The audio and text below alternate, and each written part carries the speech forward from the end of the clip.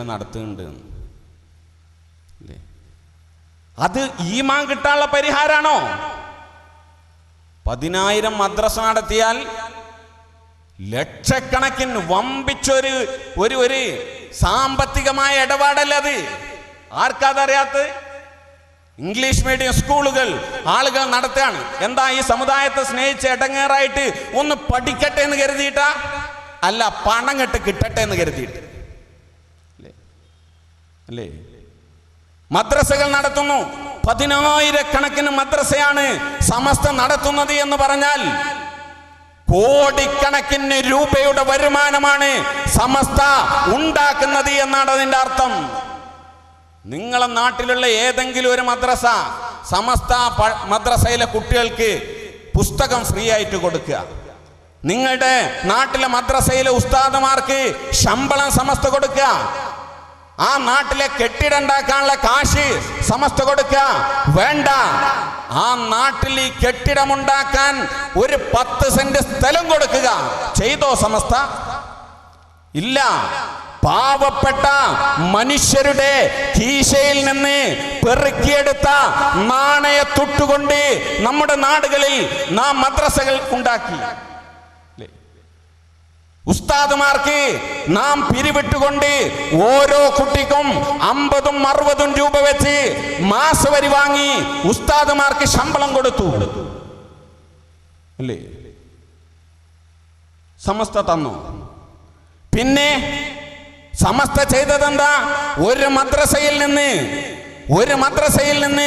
ഒരു കുട്ടിയിൽ നിന്ന് പരീക്ഷാ ഫീസിനത്തിൽ ലക്ഷക്കണക്കിന് രൂപ സ്വരൂപിച്ച് സുഖമായി അവർ വിലസി. ഞാൻ പറയുന്നു, സമസ്ത കേരള ജമിയത്തുൽ ഉലമക്ക് 10,000 മദ്രസ ഉണ്ടെന്ന് അവകാശപ്പെടുന്നു. 10,000-ഓളം ഇൻഷാ അല്ലാഹ് നമുക്ക് പിന്നീട് വിശദീകരിക്കാം. 10,000 മദ്രസയാണെങ്കിൽ 1,000 മദ്രസക്ക് മാസത്തിൽ 1 കോടി രൂപ വെച്ച് ഞങ്ങൾ തരാം. നിങ്ങളെ 10,000 മദ്രസ കച്ചവടത്തിന് നിങ്ങൾ തയ്യാറാണോ? 12 കോടി രൂപ, 10 കോടി രൂപ നിങ്ങൾക്ക് മാസം എങ്ങനെ തരാം? ഒരു കച്ചവടം നടത്തുക. ഞാനിത് പറയുന്നത് നിങ്ങളൊരു കച്ചവടം നടത്താൻ വേണ്ടി മാത്രമല്ല. സമസ്ത ഉണ്ടാക്കുന്ന സമസ്ത മദ്രസ നടത്തുന്നു. ഓലെന്തോ ഒരു ത്യാഗം ചെയ്ത് ഇടങ്ങേറായി പ്രയാസപ്പെട്ട് നമ്മുടെ പിഞ്ചു കുട്ടികളുടെ നാവില് ദീന് പഠിപ്പിച്ചു. സൗജന്യമായിട്ട് പഠിപ്പിച്ചതല്ല, കോടികളാണ് നിങ്ങൾ വാങ്ങിയത് അല്ലേ? എന്നാ പറ, വേറെ ടീം AP ഭാഗത്തേറ്റെന്തായി? മദ്രസകൾക്ക് മുഴുവൻ ഇടയിൽ ചുമര് വെച്ചും മദ്രസകൾക്ക് വേണ്ടി പോരാട്ടം. ശൈഖുന പറഞ്ഞില്ലേ, മനുഷ്യരെ പരസ്പരം കൊന്നു തിന്നുന്ന രീതിയിലേക്ക് മദ്രസ പ്രസ്ഥാനം മാറുക. ഒന്നുമില്ല, ഈ സമുദായത്തിന് സേവനം ചെയ്യാനാണെങ്കിൽ എന്നാ AP-ക്കാർ കുറച്ചാണ് സേവനം ചെയ്തോട്ടെ, 5,000 മദ്രസ വിറ്റെടുത്തോട്ടെ, ബാക്കി സേവനം 5,000-ന്റെ അമ്മക്ക് നടത്ത എന്ന് വിചാരിക്കുന്നുണ്ടോ? ഇല്ലല്ലോ. ഒരു മദ്രസ പോയാൽ കാശാണ് പോകും. 1000 മദ്രസ പോയാൽ മാസത്തിൽ കിട്ടുന്ന കോടിക്കണക്കിന് രൂപ, പുസ്തകത്തിന്റെ പേരിൽ കോടിക്കണക്കിന് രൂപ നഷ്ടപ്പെടും. ഇതൊരു സാമ്പത്തികമായ ലാഭത്തിന് വേണ്ടി സാമ്പത്തിക ചൂഷണ മേഖലയാണ് എന്ന് ഒരാൾ ആരോപിച്ചാൽ നിങ്ങൾക്ക് എങ്ങനെ നിഷേധിക്കാൻ കഴിയും? പേരിനെങ്കിലും ഒരു 10 മദ്രസ നടത്തിയിട്ട് സമസ്ത മദ്രസ നടത്തുന്നുണ്ട്. ഇല്ല, സമസ്ത മദ്രസകളെ കൊണ്ട് നടക്കുകയാണ്. നിങ്ങൾ ആലോചിച്ച് നോക്കണേ. ഞാനിത് ആക്ഷേപിക്കാൻ വേണ്ടി പറയല്ല. ഈ മദ്രസ ഉണ്ട് എന്ന് പറഞ്ഞിട്ട് സാധാരണക്കാരൻ്റെ ഈമാൻ നഷ്ടപ്പെടുത്താൻ വല്യുസ്താക്കന്മാർ അവരാണല്ലോ എന്ന് പറഞ്ഞിട്ട് ഇങ്ങനെ കാണിച്ചു കൊടുക്കുകയാണ് അല്ലേ? നിങ്ങളെ ഈ പരിശുദ്ധമായി രക്ഷപ്പെടാനുള്ള മാർഗം പരിചയപ്പെടുത്തിക്കൊണ്ട് ഖുത്ബുസ്സമാൻ രംഗത്ത് വന്നപ്പോ നിങ്ങൾ ആദ്യം എന്ത് ചെയ്തു? AP ഭാഗത്തിന്റെ ആളുകൾ ഇറങ്ങിത്തിരിച്ചു, ജഫറുമായി രംഗത്ത് വന്നു. പക്ഷേ ആശയതലത്തിൽ വൈജ്ഞാനികമായി പ്രമാണനിബദ്ധമായ പോരാട്ടത്തിൽ നിങ്ങൾ കാലിടറി ചിതറിത്തെറിച്ചില്ല കൂട്ടരെ അല്ലേ? എന്തേ നിങ്ങൾക്ക് പിടിച്ചു നിൽക്കാൻ കഴിഞ്ഞില്ല? കഴിഞ്ഞു. വ്യക്തമായി ഞങ്ങൾ പറഞ്ഞത് നേരാണ് എന്ന് തെളിയിക്കാൻ നിങ്ങളുടെ കൂട്ടത്തിൽ ഒരാൺകുട്ടി പോലും ഇന്നുവരെ ജനിച്ചിട്ടില്ല എന്ന് നിങ്ങൾ തെളിയിച്ചില്ലേ? എന്തിനാ ഇത്ര രൂക്ഷമായി പറയുന്നത്? ചില ആളുകൾ ആലോചിക്കുന്നുണ്ടാകും. ഉമ്മത്തിന്റെ ഈമാന് കൊണ്ട് പന്താടാൻ വേണ്ടി പണ്ഡിത സഭ എന്ന പേരിൽ മുസ്ലിം ഉമ്മത്തിന്റെ നായകത്വ പദവിയിലാണെന്ന് ആക്രോശിച്ചുകൊണ്ട് മരിച്ചു വീഴുന്ന മനുഷ്യർക്ക് ഈമാൻ നഷ്ടപ്പെടുന്ന സാഹചര്യം ഒരുക്കുമ്പോ ഈ കാപാലിക വൃന്ദത്തെ കൂച്ചുവിലങ്ങിടൽ അനിവാര്യമാണ്, ഉപേക്ഷണീയമാണ് എന്ന സത്യം നിങ്ങൾ തിരിച്ചറിയണം. അല്ലേ? എല്ലാരും വിറ്റന്റെ പിന്നാലെ കൂടിയിട്ട് എന്താണ് നേടുന്നത്? എന്ത് സമ്പാദിച്ചു? മരിക്കണ സമയത്ത് ഈമാൻ വേണ്ടേ? അതിനുള്ള അവസരം ഉണ്ടാകുന്നില്ല. അതാണ് ഖുതുബുസ്സമാൻ പറഞ്ഞത്. നൂറ്റാണ്ടുകളായി പരിശുദ്ധ മുഹമ്മദ് മുസ്തഫ സ്വല്ലല്ലാഹു അലൈഹി വസല്ലമ തങ്ങൾ ഏതൊരു കാര്യം കൊണ്ടാണോ ഉമ്മത്തിനെ നന്നാക്കിയത്, നേർദിശയിലേക്ക് കൊണ്ടുപോയത്, ആ കാര്യമാണ് ഞാൻ ചെയ്യുന്നത്. ഏതൊരു മാർഗം ഉപയോഗിച്ചാണ് ഗൗസുൽ ആലം ഈ ഉമ്മത്തിനെ സംസ്കരിച്ചത്, ആ വഴിയാണ് ഞാൻ അവലംബിക്കുന്നത്. അല്ലേ? നിങ്ങൾ ആലോചിച്ച് നോക്കൂ. എന്നിട്ട് നേർക്കുനേരെ പറഞ്ഞിരാ ഏത് പണ്ഡിത സഭയിലാ അങ്ങനെ ഒരു ആൺകുട്ടി എന്നുള്ളത്? ഖുതുബുസ്സമാൻ പരസ്യമായിട്ട് പറയാൻ 2000-ലധികം എൻ്റെ മുരീദുമാർ മരണപ്പെട്ടു, ചിരിച്ച് മരിച്ച് തൗഹീദിലായി. ഇത് പറയുമ്പോ സാക്ഷികളായി നിൽക്കുകയാണ് ജംഇയ്യത്തുൽ ഉലമയുടെ അഭിവന്ദനായ പ്രസിഡന്റ്. കേരളത്തിലെ വൈജ്ഞാനിക വേദിയിലെ വെള്ളി നക്ഷത്രമായ അബ്ദുറഹീം മുസ്ലിയാർ വളപുരത്തിന്റെ പിതാവ് മരണപ്പെടുമ്പോ സന്തോഷത്തിലായി ചിരിച്ചു മരിക്കുന്നത് കണ്ട് ഈ പ്രസ്ഥാനമാണ് ലോകത്തിന്റെ മുമ്പിൽ ഉയർന്നു നിൽക്കേണ്ടത് എന്ന തിരിച്ചറിവുണ്ടാകാൻ കേവലം വെറുതെ ആൾക്കൂട്ട മനഃശാസ്ത്രം മനസ്സിലാക്കി വന്നിരുന്നവരല്ല ഇവർ.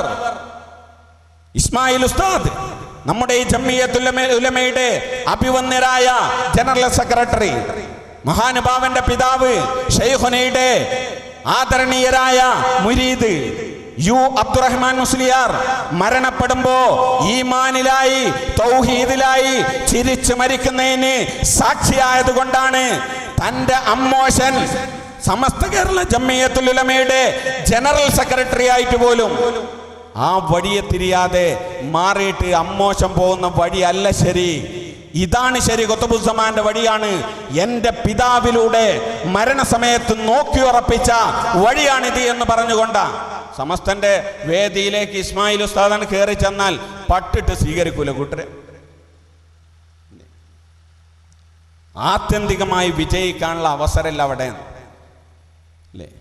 റഹീം ഉസ്താദ് ജംഇയ്യത്തുൽ ഉലമയുടെ വൈസ് പ്രസിഡന്റ് കോട്ടപ്പുറം അബ്ദുറഹീം മുസ്ലിയാർ, അദ്ദേഹത്തിന്റെ പിതാവ് മരിക്കുന്ന സുന്ദരമായ ദൃശ്യം അദ്ദേഹം കാണാൻ, അദ്ദേഹത്തിന്റെ നാട്ടുകാർ കാണാൻ. ഈ അടുത്ത് കൊട്ടപ്പുറത്ത് പോയിട്ട് ഞങ്ങൾ അവിടെ സംസാരിച്ചു. ആ നാട്ടുകാരോട് പറഞ്ഞത്, ഖുതുബുസ്സമാനെ പരിചയപ്പെടുത്തിയത് കേവലം ആശയം പറഞ്ഞല്ല, ഞങ്ങളുടെ നായകൻ, ലോകത്തിന്റെ ഇന്നത്തെ വഴികാട്ടി ആരാണ് എന്ന് നിങ്ങൾക്ക് തിരിച്ചറിയണോ? നിങ്ങളുടെ നാട്ടുകാരൻ ഷുക്കൂർ ഉസ്താദ് മരണപ്പെട്ട രംഗം മാത്രം നിങ്ങൾ കണ്ടില്ലേ? അതിന് പാകപ്പെടുത്തിയത് ഖുതുബുസ്സമാനാണ് എന്ന് മാത്രമല്ല, മഹാനുഭാവൻ ഷുക്കൂർ ഉസ്താദ് ചെയ്തൊരു കാര്യമുണ്ട്.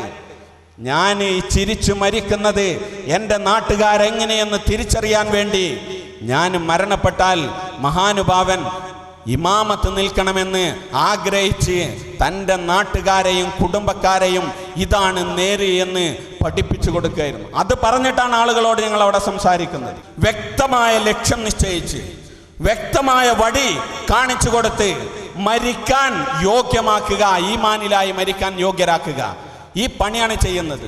നിങ്ങൾ ആലോചിച്ച് നോക്കൂ. AP വിഭാഗം വന്നു, ആശയപരമായി ഇന്നേ വരെ ഒരൊറ്റ വേദിയിൽ പോലും പിടിച്ചു നിൽക്കാൻ അവർക്ക് കഴിഞ്ഞില്ല. EK വിഭാഗം വന്നല്ലോ, അല്ലേ? മുഅ്മിൻ മുസ്ലിം ശൈഖുന വിഷയം പറഞ്ഞപ്പോ ഇവര് പരിഹസിച്ചു, പല്ലിളിച്ചു.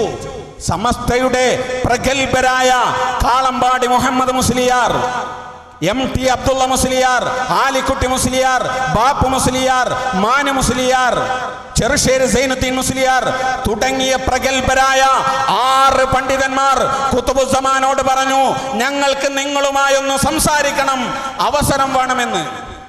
ഏതെങ്കിലും നക്കാപ്പിച്ച മൗലവിമാരല്ല ചെന്നത്. നിങ്ങളുടെ അവസാനത്തെ വാക്ക് നിങ്ങളുടെ ഗോത്രത്തിലെ അഗ്രഗണ്യന്മാർ വന്നു. ശൈഖുന എന്താ പറയണ്ടേ? നിങ്ങൾ വലിയ മൗലവിമാരല്ലേ, നമ്മൾ കാര്യമായിട്ടൊന്നും അറിയാത്ത ആളാണ്, അതുകൊണ്ട് ഇങ്ങോട്ട് വരണ്ട, എനിക്ക് പേടിയാണെന്നല്ല. ആരാ വരുന്നത് എങ്കിൽ വാ, ആരാ വരുന്നത് എങ്കിൽ വാ, ആറാക്കണ്ട, സർവം പണ്ഡിതന്മാരും വാ. പക്ഷെ ഓരോരുത്തരും സംസാരിക്കണം.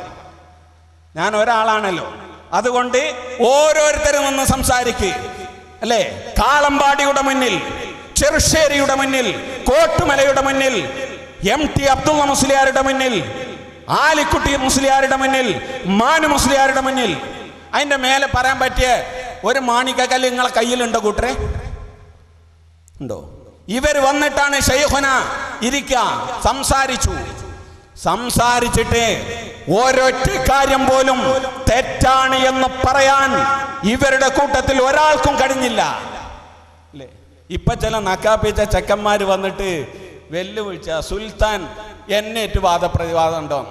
വെല്ലിപ്പാനോട് പോയി ചോദിക്ക് അല്ലേ, എന്താ പോയിട്ട് വിവരം? 6 പേര് വന്നു, മാന്യമായി സ്വീകരിച്ചു, സംസാരിച്ചിട്ട് ഈമാനും ഇസ്ലാമിനെ കുറിച്ച് ചോദിച്ചു. ശൈഖുന പറഞ്ഞു അത് 2 എന്നുള്ള കാര്യം വസ്തുനിഷ്ഠമായി വിശദീകരിച്ചപ്പോ എന്താ പറഞ്ഞു?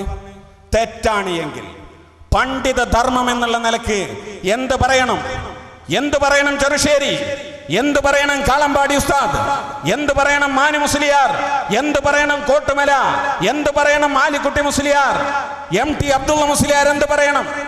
ശൈഖേ, നിങ്ങൾ പറഞ്ഞത് ശരിയല്ല, ഞങ്ങൾ മൂല്യന്മാരാണ്, സമസ്തന്റെ ഏറ്റവും വലിയ ആൾക്കാരാണ്, അതുകൊണ്ട് ഇന്നെ കുഴപ്പമുണ്ട്, അത് തിരുത്തണം.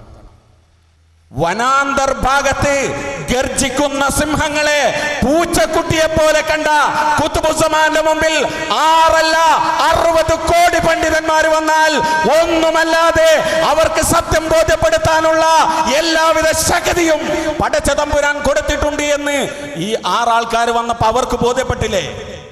അല്ലെങ്കിൽ ജീവിച്ചിരിക്കുന്ന ആരെങ്കിലും ഉണ്ടെങ്കിൽ ആ കൂട്ടത്തിൽ നിന്ന് ധൈര്യമായി വരട്ടെ, ഒന്ന് വിശദീകരിക്കട്ടെ. പറഞ്ഞില്ല.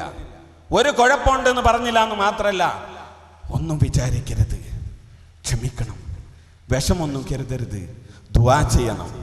ഖുതുബുസ്സമാനോട് ദുആ ചെയ്യണം എന്ന് പറഞ്ഞപ്പോ ശൈഖുന പറഞ്ഞു, പെണ്ണ് കെട്ടിയിട്ട് ദുആ ചെയ്താലേ കുട്ടികളുണ്ടാകുള്ളൂ, അതുകൊണ്ട് നിങ്ങൾക്ക് ത്വരീഖത്ത് സ്വീകരിക്കണം. ഇവരെന്ത് പറയണം? ഖുതുബുസ്സമാന്റെ അടുത്ത് ശരീഅത്തില്ലെങ്കിൽ അല്ലെങ്കിൽ അബദ്ധങ്ങളുണ്ട്, നിങ്ങളടുത്ത് ഇന്ന അബദ്ധമുണ്ട്, പറഞ്ഞില്ല. എന്തുകൊണ്ടാ പറയുന്നത്? ഇല്ലാത്തതുകൊണ്ട്. ഖുതുബുസ്സമാൻ അവർ 6 പേരോട് പറഞ്ഞു, നിങ്ങൾക്ക് ത്വരീഖത്തില്ലാതെ രക്ഷപ്പെടാൻ കഴിയില്ല എന്ന് ആ 6 ആളുകളെ വളരെ ഗൗരവത്തോടുകൂടെ തന്റെ ഉത്തരവാദിത്തം നിർവഹിച്ചുകൊണ്ട് ഖുതുബുസ്സമാൻ ബോധ്യപ്പെടുത്തുകയുണ്ടായി. അതുകൊണ്ട് തന്നെ കേരളക്കരയിൽ ഏറ്റവും വലിയ പണ്ഡിത നേതാക്കൾ എന്ന് പറയുന്ന ആളുകൾക്ക് ഖുതുബുസ്സമാന്റെ മുമ്പിൽ നേർക്കുനേരെ മുഖാമുഖം നിന്നുകൊണ്ട് ഏറ്റവും പ്രമുഖരെന്ന് പറയുന്ന ആളുകൾക്ക് പോലും പിടിച്ചു നിൽക്കാൻ കഴിഞ്ഞില്ല. അവരുടെ മുമ്പിൽ വ്യക്തമായി വിശദീകരിച്ചു. എന്റെ പ്രിയപ്പെട്ട സഹോദരരെ, നിങ്ങൾ ആലോചിച്ചു നോക്കുക, ഇവരെങ്ങാനും ഒരുപാട് ആശയങ്ങൾ അതിനുശേഷം ശൈഖുനാന്റെ പേരിൽ അത്യാരോപണവും വലിയ രീതിയിൽ പ്രകോപനം സൃഷ്ടിക്കുന്ന രീതിയിലുള്ള ആശയങ്ങൾ അവതരിപ്പിക്കുകയുണ്ടായി. പക്ഷേ ഖുതുബുസ്സമാൻ ഷെയ്ഖ് യൂസുഫ് സുൽത്താൻ ഷാ ഖാദിരി ചിശ്തി അല്ലാഹുമ്മ മുദ്ദലില്ലഹുൽ അലി മഹാനുഭാവന്റെ അജയ്യമായ നേതൃത്വത്തിൽ പണ്ഡിത നേതാക്കന്മാർ അവരുടെ വാദങ്ങളെ ഒന്നൊന്നായി ഗണ്ണിച്ചപ്പോ ആളുകൾക്ക് പിടിച്ചു നിൽക്കാൻ കഴിയാതെ കേരളക്കരയിലെ ഏറ്റവും വലിയ പണ്ഡിത സഭയുടെ നേതാക്കളാണ് എന്ന് പറയുന്ന ആളുകൾക്ക് പരിശുദ്ധമായി വഴി തെറ്റാണ് എന്ന് പറയാൻ വേണ്ടി നിരത്തിയ ഒരു കാരണം പോലും പ്രമാണ നിബദ്ധമായി തെളിവുകളുടെ അടിസ്ഥാനത്തിൽ രേഖപ്പെടുത്താൻ, അത് വിശദീകരിക്കാൻ, അത് വസ്തുനിഷ്ഠമായി ബോധ്യപ്പെടുത്താൻ കഴിഞ്ഞില്ല എന്നുള്ളതാണ് നേര്. കഴിഞ്ഞില്ല. അതിനുശേഷം പല പ്രസ്ഥാനങ്ങളും വന്നു. കേരളക്കരയിൽ ഇത് പാലക്കാട് വെച്ചാണ് ഞാൻ സംസാരിക്കുന്നത്. പാലക്കാട് പല ഭാഗങ്ങളിലും സുന്നി മുജാഹിദ് തർക്കങ്ങൾ നടന്ന ഇടങ്ങളാണ്. AP വിഭാഗത്തിന്റെ ചില പണ്ഡിതന്മാരുമായി മുജാഹിദ് വിഭാഗത്തിൽ വാദപ്രതിവാദമുണ്ടായപ്പോ, ഏറ്റുമുട്ടലുണ്ടായപ്പോ AP വിഭാഗത്തിന്റെ പണ്ഡിതന്മാർ പറഞ്ഞത്, സബീനയിലെ എല്ലാ മൗലൂദും ഞങ്ങൾ അംഗീകരിക്കില്ല, നിങ്ങൾ പാരായണം ചെയ്യുന്ന എല്ലാ മൗലൂദും ഞങ്ങൾ അംഗീകരിക്കില്ല, സെൻസർ ചെയ്ത മൗലൂദുകൾ മാത്രമേ ഞങ്ങൾ സ്വീകരിക്കുകയുള്ളൂ എന്ന് പറഞ്ഞ് 5 മൗലൂദ് സെൻസർ ചെയ്ത് അവതരിപ്പിച്ചു. മുജാഹിദ് പ്രസ്ഥാനം, ജമാഅത്തെ ഇസ്ലാമി തുടങ്ങിയ പ്രസ്ഥാനങ്ങൾ ഖുതുബുസ്സമാന് നേരെ ഇറങ്ങിത്തിരിച്ചു. ഞങ്ങൾ വളരെ വസ്തുനിഷ്ഠമായി ഉത്തരവാദിത്ത ബോധത്തോടു കൂടെ തെളിവുകളുടെ പ്രമാണങ്ങളുടെ അടിസ്ഥാനത്തിൽ മുജാഹിദ് പ്രസ്ഥാനത്തിലെ ഏറ്റവും വലിയ തലതൊട്ടപ്പന്മാരുടെ ആശയ വൈകൃതങ്ങളെ വളരെ വ്യക്തമായി ഞങ്ങൾ നിരത്തുകയുണ്ടായി. പിടിച്ചു നിൽക്കാൻ കഴിഞ്ഞോ? മുജാഹിദ് ജമാഅത്ത് ആദി വിഭാഗങ്ങൾ വമ്പിച്ച ശക്തിയാണ് തങ്ങൾക്കെന്ന് പറയുന്നവർ, അവർക്ക് അവരുടെ ആശയങ്ങൾ ഒന്നുപോലും സത്യസന്ധമായി വിശദീകരിക്കാൻ കഴിഞ്ഞില്ല.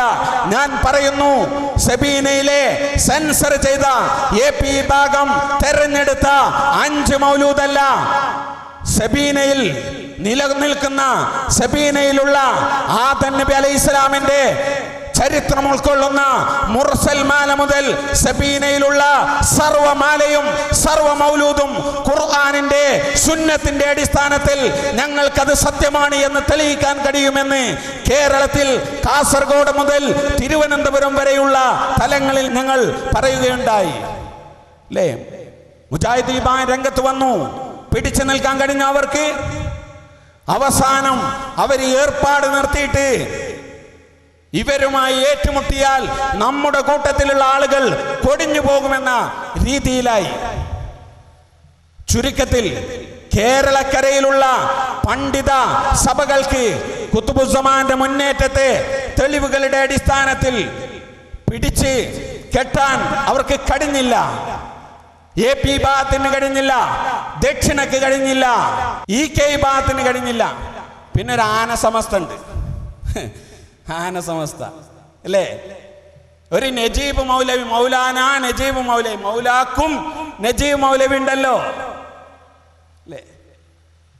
അയാൾ ആണത്തമുണ്ടെങ്കിൽ തിരുവനന്തപുരത്ത് നമുക്ക് പരിപാടി വെക്കാൻ പ്രയാസാകും, പെർമിഷൻ കിട്ടൂല എന്ന് ഉറപ്പ് വരുത്തിയതിന് ശേഷം തിരുവനന്തപുരത്ത് പോയിട്ട് അദ്ദേഹം പരിപാടി വെച്ചിട്ട് പ്രസംഗിച്ചു അല്ലേ?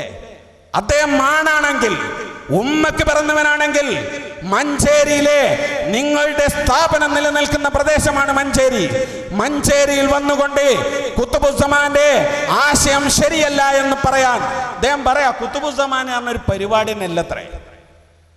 ആനസമസ്തന്റെ നേതാവ് പറയാൻ ഖുതുബുസ്സമാൻ പറഞ്ഞൊരു പരിപാടിയല്ല. വിവരമുണ്ടെങ്കിൽ, വിവേകമുണ്ടെങ്കിൽ, അറിവുണ്ടെങ്കിൽ, ആണത്തമുണ്ടെങ്കിൽ, തന്റെ ഇടമുണ്ടെങ്കിൽ, വൈജ്ഞാനികമായ വല്ല പിൻബലവുമുണ്ടെങ്കിൽ ഇവിടെയോ മഞ്ചേരിയോ വന്നിട്ട് ഒന്ന് വിശദീകരിക്കും. മഞ്ചേരി ആകുമ്പോൾ വളരെ അടുത്താ, വീട്ടിൽ നിന്ന് വരാനും കോളേജിൽ നിന്ന് വരാനും. ഒന്ന് വിശദീകരിക്കും. വേണ്ട, ത്വരീഖത്ത് പോട്ടെ, ത്വരീഖത്ത് പോട്ടെ. ആനസമസ്തയുടെ ഏറ്റവും വലിയ വിഭവമായി നിൽക്കുന്നത് എന്താ? മൈക്കല്ലേ? മൈക്കല്ലേ? ഖുതുബ ഓതാൻ മൈക്ക പറ്റൂല അല്ലേ? എന്നാന്റെ മൈക്കും കൊണ്ടൊന്നു വാ. വിവരമില്ല എന്ന് നീ പൂർണ്ണമായും അജ്ഞനാണ് ആ വിഷയത്തിൽ എന്ന് ഇൻഷാ അല്ലാഹ് ഗൗസിയ സുന്നി ജമിയത്തുൽ ഉലമ നിന്നെ ബോധ്യപ്പെടുത്തുമെന്ന കാര്യത്തിൽ സംശയം വേണ്ട അല്ലേ? എന്താ നിങ്ങൾ മനസ്സിലാക്കിയത്? ഖുതുബുസ്സമാനെ ഇങ്ങോട്ടിങ്ങനെ ആർക്കും വരാൻ പറ്റാത്ത സ്ഥലം തോക്ക, അതിലേറെ നല്ല കുടിയിലിരുന്ന് സ്വകാര്യം പറഞ്ഞാൽ പോരെ അല്ലേ? ഉത്തരവാദിത്വത്തോടു കൂടെയാണ് ഞാൻ പറയുന്നത്. ഞങ്ങളുടെ അഭിവന്ദനായ പ്രസിഡന്റ്, നിങ്ങൾ പ്രഭാഷണം കേട്ടില്ലേ? സുന്നി കേരളത്തിന്റെ പണ്ഡിത തേജസ്വിയായി പ്രശോഭിക്കുന്ന ബഹുമാന്യനായ അബ്ദുറഹീം ഉസ്താദ് വളപുരം, പ്രതിഭാധനനായ പ്രതിഭാശാലി വൈജ്ഞാനിക കേരളത്തിന്റെ ആവേശമായ ബഹുമാനപ്പെട്ട ഇസ്മായിൽ ഉസ്താദ് കിടങ്ങടി അല്ലേ, നിലവിലുള്ള ജംഇയ്യത്തുൽ ഉലമയുടെ ജനറൽ സെക്രട്ടറി പദത്തിലും പ്രസിഡന്റ് പദത്തിലും ഇരിക്കുന്ന ആരെങ്കിലും ഞങ്ങളുടെ പ്രസിഡന്റ് ജനറൽ സെക്രട്ടറിയോട് നിങ്ങൾ എതിർത്തുകൊണ്ട് ത്വരീഖത്ത് ശരിയല്ലെന്ന് പറഞ്ഞ ആ കാരണങ്ങൾ വെച്ചുകൊണ്ട് ഞങ്ങളുടെ പ്രസിഡന്റുമായി ജനറൽ സെക്രട്ടറിയുമായി ഒന്ന് സംവേദനം നടത്താൻ യോഗ്യരായി നിങ്ങളുടെ പണ്ഡിത സഭയിൽ ജനറൽ സെക്രട്ടറി പദത്തിലും പ്രസിഡന്റ് പദത്തിലും ഇരിക്കുന്ന ആളുകൾക്ക് സാധിക്കുമോ കൂട്ടരെ? ഇല്ലേ, വട്ടപൂജയാണെന്നാണ് കാണിച്ചു തരും. ചില്ലറ പ്രശ്നമാണ് അല്ലേ? അവസാനം എവിടെത്തി? കുത്തുബുസ്സമാനെ എതിർക്കാൻ വേണ്ടി സമസ്ത കേരള ജംഇയ്യത്തുൽ ഉലമ ഇറങ്ങിത്തിരിച്ചു. എന്തേ പറഞ്ഞ? ഒന്നാമത്തെ കാരണം, ഇവര് മുസ്ലിം മുഅ്മിൻ അത് രണ്ടും രണ്ടാണ് എന്ന് പറയുന്നുണ്ട്, അതൊന്നാണ് എന്ന വിഷയത്തിൽ ഇജ്മാ ഉണ്ട് അത് പറഞ്ഞു. ആ വിഷയം പറഞ്ഞപ്പോ ബഹുമാനപ്പെട്ട ഖുത്ബുസ്സമാൻ വളരെ വ്യക്തമായി വിശദീകരിച്ചു കൊടുക്കാൻ പറഞ്ഞു. എന്താ ഉണ്ടായത്? 2006 സമസ്ത കേരള ജംഇയ്യത്തുൽ ഉലമ മുസ്ലിം മുഅ്മിൻ വിഷയത്തിൽ ഖുത്ബുസ്സമാനെതിരെ ഇറങ്ങിത്തിരിച്ചു. എന്ത് സംഭവിച്ചു എന്നറിയുമോ? ഇത് സമസ്തയുടെ 2ാം ക്ലാസ്സിലെ ഫിഖ്ഹാണ്. 2ാം ക്ലാസ്സിലെ ഫിഖ് പാഠപുസ്തകം അല്ലേ?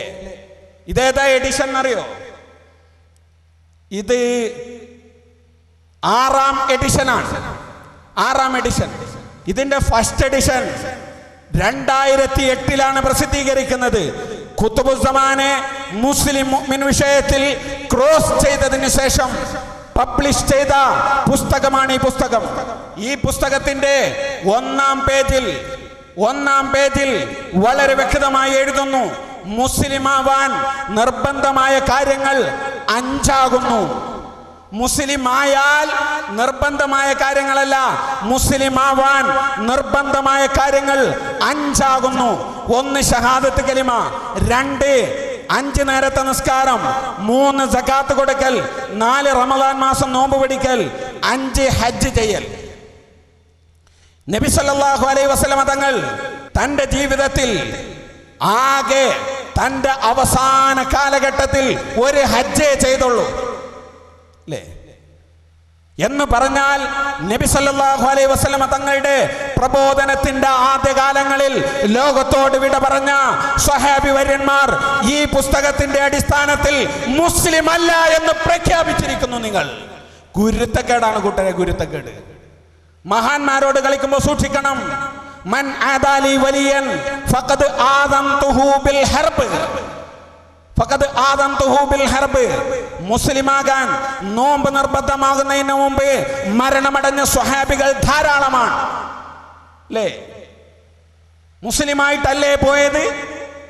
എന്ത് പറയുന്നു? നമ്മളൊക്കെ ഒരാള് മുസ്ലിം ആകണമെന്ന് പറഞ്ഞു വരിക, മാപ്പിള എനിക്ക് മുസ്ലിം ആകേണ്ടിയിരുന്നു. എന്താ പറയാ? ഹജ്ജ് ചെയ്തിക്കണോ? ഇല്ല, എന്നാ ഹജ്ജ് ചെയ്തിട്ട് വാ, ഈ കൊല്ലം നടക്കൂല അല്ലേ? ഹജ്ജ് ചെയ്തിട്ട് ഇങ്ങനെ എന്നാ എനിക്ക് മുസ്ലിം ആണെന്ന് പറഞ്ഞാൽ നോമ്പ് പറ്റുക്കണോ? ഇല്ല, അടുത്ത റമദാൻ കഴിഞ്ഞിട്ട് വാ അല്ലേ? നാറിച്ചില്ല കൂട്ടരെ. നിങ്ങളുടെ പാഠപുസ്തകത്തിന്റെ പണിപ്പുര